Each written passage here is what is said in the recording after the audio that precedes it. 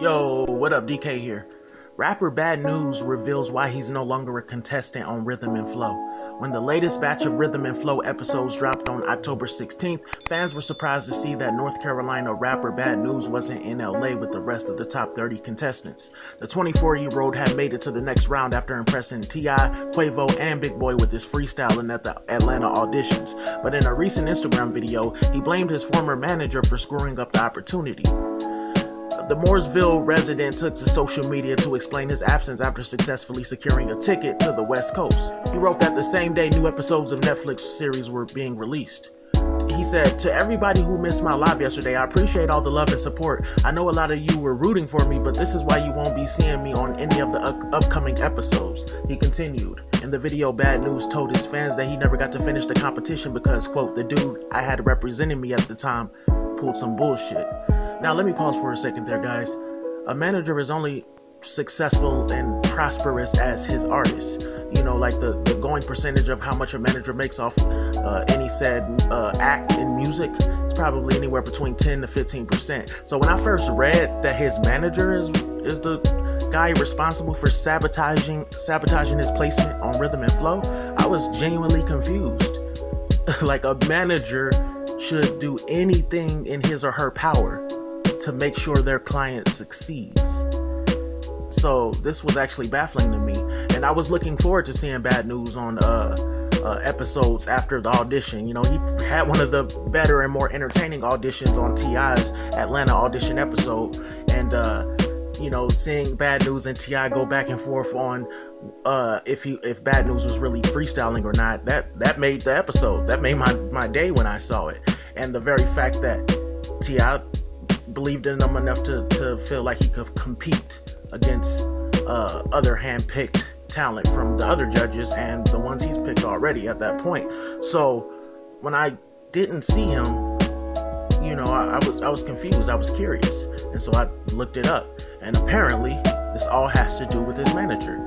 According to Bad News, quote, "they hit him back and told him they was willing to fix any problems I had with the contracts. He took it upon himself not to say anything to me until it was too late to sign the contracts." So apparently Bad News had some, he wasn't feeling the Rythm Flow contract they sent him. And the fact that they were actually willing to fix any problems with the contracts was surprising to me, because at the end of the day, they're contestants. And, you know, from the executive producer's point of view or the judge's point of view, there's a million artists out there that would sign anything to get any semblance of a chance at fame and fortune. So good on Rythm Flow for even, like, you know, entertaining that, if we're believing indeed what Bad News said. But apparently Bad News manager, who was the liaison between Bad News and Rythm Flow's staff, dropped the ball.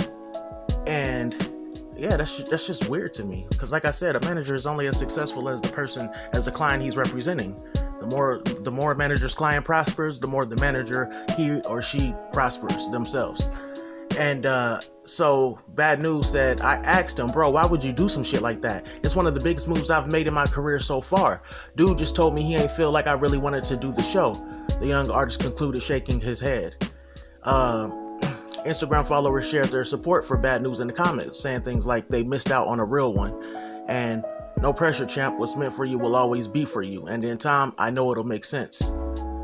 And Bad News revealed he raps to improve the lives of the people he loves, which is obviously admirable. And to be honest, guys, I went to his Instagram, and he seems to be doing pretty well. You know, he's doing better than 95% of, you know, independent, amateur, underground artists on the come up are doing. You know, he's getting a fair amount of views, and if you go to his Instagram and read his comments, people are supportive of him. Some people even in protest said, "I'm not even gonna watch this shit anymore." And the way they said that, initially, you know, you would think that it was Rythm Flow's executive staff that's behind the reason Bad News didn't, you know, get on. But ultimately, according to Bad News, it was just a faulty liaison. His manager, his or her manager, man. Managers can be, I don't know, man. Managers, they gotta get a bad rap, man. There's a lot of faulty ass, shifty ass managers out here. But with that being said, like, I'm wondering if this is a big time manager who felt like he didn't have, you know, there was nothing riding on that show anyway. Maybe he has other clients that, bring in more buzz and fame and money. I don't know. But what do you guys think, man? Did you guys enjoy Bad News's brief appearance on Rythm and Flow on the T.I audition episode? Because I can't remember all the guys that auditioned and got accepted, but his was definitely one of the memorable ones.